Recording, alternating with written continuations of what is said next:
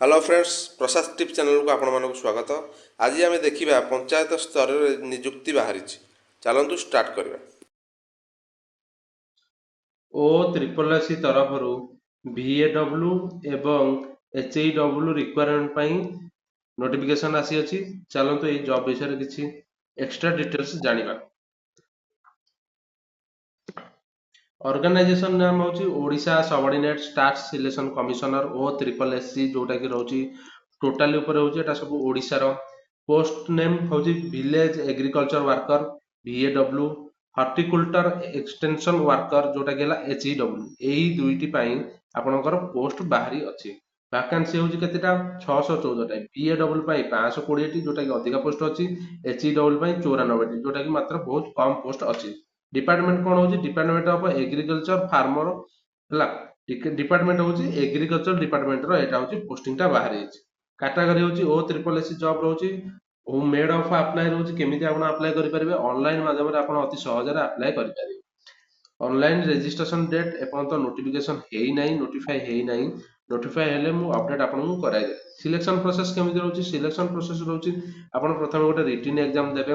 Written exam ଦେଲା ପରେ ତାପରେ ଗୋଟେ ସାର୍ଟିଫିକେଟ ଭେରିଫିକେସନ ଗୋଟେ ହବ। ତ ଏଇ ଦୁଇଟି ପ୍ରୋସେସରେ ଆପଣଙ୍କର ସିଲେକ୍ସନ ପ୍ରୋସେସ ରହୁଛି। ଅଫିସିଆଲି ୱେବସାଇଟ୍ ହଉଛି www.o-triple-ac.in, ଯୋଉଟା କି ହଉଛି ସମସ୍ତେ ଜାଣିଥିବେ। ଏଇ ଅଫିସିଆଲ ୱେବସାଇଟରେ ଏଇ ଜବ୍ ବିଷୟରେ କିଛି ଏକ୍ସଟ୍ରା ଡିଟେଲ୍ସ ଆପଣଙ୍କୁ ମିଳିଯିବ। ତ ଏଠି ଦେଖନ୍ତୁ ପୋଷ୍ଟ କାହା ପାଇଁ କେତେ ରହୁଛି। VAW ଉପରେ ଆମେ ପଢିଲେ VAW ଭିଲେଜ ଏଗ୍ରିକଲଚର ପାଇଁ ରହୁଛି 520ଟି ପୋଷ୍ଟ, ଆଉ HEW ପାଇଁ ରହୁଛି 94ଟି ପୋଷ୍ଟ। ଠିକ ଅଛି। ତାପରେ ଆମେ ଦେଖିବା ଏଜ କେତେ ଏଜ ରହୁଛି। ମିନିମମ୍ ଏଜ ରହୁଛି 21 ବର୍ଷ, ମ୍ୟାକ୍ସିମମ୍ ଏଜ ରହୁଛି 38 ବର୍ଷ। ଠିକ ଅଛି। ଆଜ ଅନ 1/1/2024, 1/1/2024 ପର୍ଯ୍ୟନ୍ତ ଆପଣଙ୍କୁ 21 ବର୍ଷ ହେଉଥିବା ଦରକାର କିମ୍ବା ଆପଣଙ୍କୁ 38 ବର୍ଷ ହେଉଥିବା ଦରକାର। କିନ୍ତୁ SC ST ମାନଙ୍କ ପାଇଁ 5 ବର୍ଷର ଏଜ ରିଲାକ୍ସେସନ ରହିଛି, ଯୋଉଟା କି ଆପ୍ଲାଏ କରିବା ପାଇଁ ଆହୁରି ସୁଯୋଗ ମିଳିବ। 21 ବର୍ଷରେ 5 ବର୍ଷ ମିଶେଇ ଦିଅନ୍ତୁ, ତ 27 ବର୍ଷ ପର୍ଯ୍ୟନ୍ତ ଆପଣ ଆପ୍ଲାଏ କରିପାରିବେ। ଯୋଉଟାକୁ ଆପଣ 21 ବର୍ଷ ପର୍ଯ୍ୟନ୍ତ ଆପ୍ଲାଏ କରିପାରୁଥିଲେ, ସେଟାକୁ ଆପଣ 27 ବର୍ଷ ଏଜ ମଧ୍ୟରେ ବି ଆପଣ ଆପ୍ଲାଏ ଟୋଟାଲ କରିପାରିବେ। ଠିକ ଅଛି। ଆମେ ଦେଖିବା ଭିଲେଜ ଏଗ୍ରିକଲଚର ୱାର୍କର କଣ ରହୁଛି, ଏଜୁକେଶନାଲ କ୍ୱାଲିଫିକେସନ କଣ ରହୁଛି। ଦେଖନ୍ତୁ +2 ସାଇନ୍ସ କରିଥିବ ୱିଥ ଏଗ୍ରିକଲଚର ରିଲେଟେଡ ସବଜେକ୍ଟ ଥିବା ଦରକାର। ସେ +2 କରିଥିବ ୱିଥ ଏଗ୍ରିକଲଚର ଡିପାର୍ଟମେଣ୍ଟ, ମାନେ ଏଗ୍ରିକଲଚର ପାଠ ଉପରେ ତାର ଗୋଟେ ନଲେଜ ଥିବା ଦରକାର, ଆଉ ସେ ଗୋଟେ ରେକଗ୍ନାଇଜ ବୋର୍ଡରେ ଯେମିତି ପାସ୍ କରିଥିବ। ଠିକ ଅଛି। ଆଉ HEW ପାଇଁ ଆମର କଣ ରହୁଛି କ୍ୱାଲିଫିକେସନ? HEW ପାଇଁ ବି ରହୁଛି +2 ସାଇନ୍ସ କରିଥିବା ଦରକାର, ଆଉ ଏଗ୍ରିକଲଚର ରିଲେଟେଡ ସବଜେକ୍ଟ ତାର ଥିବା ଦରକାର with university of agriculture and technology. ଏଇ ରେକଗ୍ନାଇଜ ଏଗ୍ରିକଲଚର ଆଣ୍ଡ ଟେକ୍ନୋଲୋଜି ଡିପାର୍ଟମେଣ୍ଟରେ କିଛି ୟୁନିଭର୍ସିଟିରେ ସେ ପାସ୍ କରିଥିବା ଦରକାର। ଠିକ ଅଛି। ସିଲେକ୍ସନ ପ୍ରୋସେସ କେମିତି ରହୁଛି? ସିଲେକ୍ସନ ପ୍ରୋସେସ ମୁଁ ଉପରେ ପଢେଇଛି। ଫାଷ୍ଟ ରହୁଛି ପେପର 1 ଗୋଟେ ରହୁଛି, ପେପର 2 ଗୋଟେ ରହୁଛି। ଦୁଇଟି ପେପର ଆପଣଙ୍କର ଏକ୍ଜାମ ହବ। ରିଟିନ୍ ଏକ୍ଜାମ ମାଧ୍ୟମରେ ଆପଣ ଦୁଇଟି ପେପର ଦେବେ, ତାପରେ ସାର୍ଟିଫିକେଟ ଭେରିଫିକେସନ ହବ। ତାପରେ ହେଲା VAW and HEW requirement exam pattern କେମିତି ରହୁଛି। ତ ଏଇ ଜବ୍ ପାଇଁ ଏକ୍ଜାମ ପାଟର୍ନ କେମିତି ରହୁଛି? MCQ ରେ ଆପଣ ଏକ୍ଜାମ ଦେବେ। ଟୋଟାଲ ମାର୍କ ହେଲା 220 ମାର୍କ, ଯୋଉଟା କି ଆପଣଙ୍କୁ 3 ଘଣ୍ଟା ଆପଣଙ୍କୁ ସମୟ ମିଳିବ। 3 ଆୱାର ଆପଣଙ୍କୁ ସମୟ ମିଳିବ। ଠିକ ଅଛି। ଏବେ ଆମେ ଦେଖିବା ପେପର 1 ରେ କଣ କଣ ଆସିବ। ପେପର 1 ସବଜେକ୍ଟରେ MCQ କ୍ୱେଶ୍ଚିନ୍ ଆସିବ। ଟୋଟାଲ ମାର୍କ 120 ମାର୍କ ରହିବ, ଆଉ ସମୟ ବ୍ୟବଧାନ ରହିବ 1.5 ଆୱାର, ଘଣ୍ଟେ 30 ମିନିଟ ରହିବ ଏହାର ସମୟ ବ୍ୟବଧାନ। ଠିକ ଅଛି।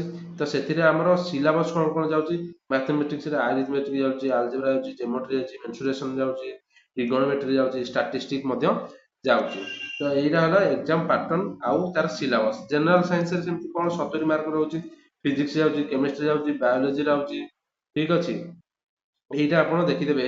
Agriculture circulation repair and maintenance ତରଫରୁ 10 ମାର୍କ ରହୁଛି, ଯୋଉଟା କି ଏଗ୍ରିକଲଚର ଡିପାର୍ଟମେଣ୍ଟ ରିଲେଟେଡ କ୍ୱେଶ୍ଚିନ୍ ପଡିବ। ଠିକ ଅଛି। ପେପର 2 ରେ ବି ସେମିତି ରହୁଛି, ଅବଜେକ୍ଟିଭ ରହୁଛି। MCQ ମାଧ୍ୟମରେ ଆପଣ ଯୋଉ ଏମିତି ମୁଣ୍ଡୁଳି ବୁଲେଇକି ଆପଣ ଯୋଉ ଦିଅନ୍ତି ଯୋଉ MCQ, ସେଇଥିରେ ଆପଣ ଏକ୍ଜାମ ଦେବେ। ଟୋଟାଲ ମାର୍କ ରହିବ 100 ମାର୍କ। ଏଥିରେ ରହିବ ମଧ୍ୟ 1.5 ଘଣ୍ଟା, ସମୁଦାୟ ମିଶିକି 3 ଘଣ୍ଟା ଆପଣଙ୍କୁ ସମୟ ମିଳିବ 220 ମାର୍କ ପାଇଁ। ଠିକ ଅଛି ହେଲା। ଏଥିରେ ସେକେଣ୍ଡରେ ଆପଣଙ୍କର ସବଜେକ୍ଟ କଣ ରହୁଛି? ଜେନେରାଲ ଷ୍ଟଡିଜ ରହୁଛି 50 ମାର୍କର, ଇଂଲିଶ ଲାଙ୍ଗୁଏଜ ରହୁଛି 25 ମାର୍କର, ଓଡିଆ ଲାଙ୍ଗୁଏଜ ରହୁଛି 25 ମାର୍କ। ତ ଟୋଟାଲ 50 ମାର୍କର ରହୁଛି ଆପଣଙ୍କର କ୍ୱେଶ୍ଚିନ୍। ଠିକ ଅଛି।